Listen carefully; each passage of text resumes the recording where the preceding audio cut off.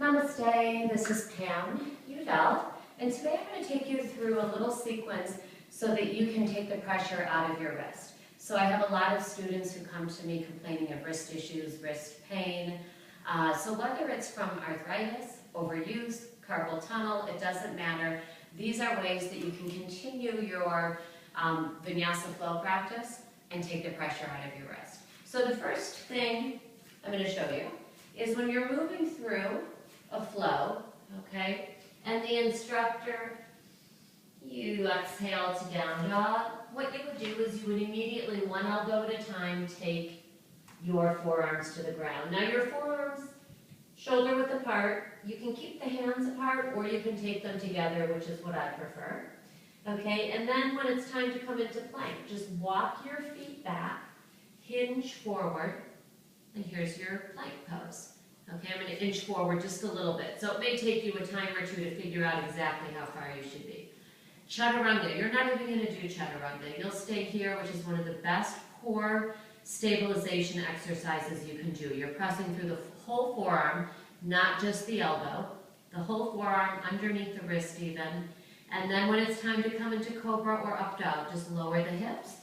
Here you are in Sphinx. You're on your forearms, no weights on my wrist. It feels great. I get this back bend in, and then it's back to down dog. So I would just walk my feet in. Here you are in down dog. Okay, so if you're flowing through, here's what it would look like. Exhale, down dog. Inhale to plank. Exhale, chaturanga. Inhale, up dog. Exhale, down dog.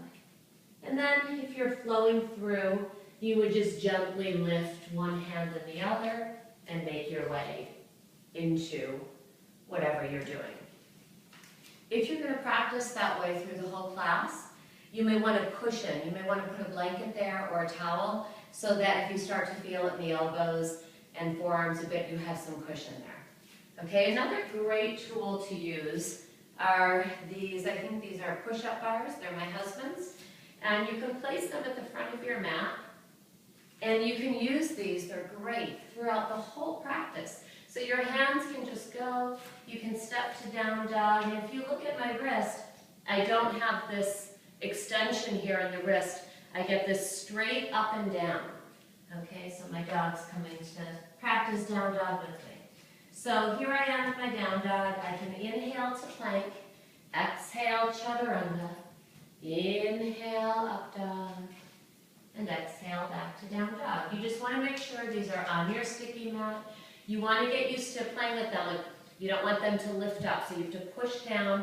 And really, I've never had a problem with them, but just so that you know when you go to use them, play around with them a couple times before you bring them to a class so that you can really know what they feel like, okay? And those are great. And then lastly, what I do a lot in classes even now, because if I take 4 or 5 classes and I start to feel it in my wrist, sometimes it even happens after one class if I've taken a week off, let's just say. If the instructor is in plank pose for what seems like forever, so you're here in plank, and let's say you're doing a lot of knee to tricep, and the instructor is staying here for a long time, just lift the palms up, okay? So the weight is now out of my wrist. I can still do the same thing, okay? My wrist is still lifted, my palm, and I can still kind of flow through this and not have the weight in my wrist.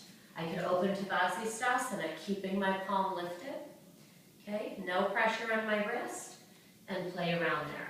And I can use that throughout class. I can kind of alternate between having my palms flat and lifting the wrist up. So hopefully those helped you, or they will help you, take the pressure out of your wrist and make your practice a little easier. Okay, namaste. Thank you.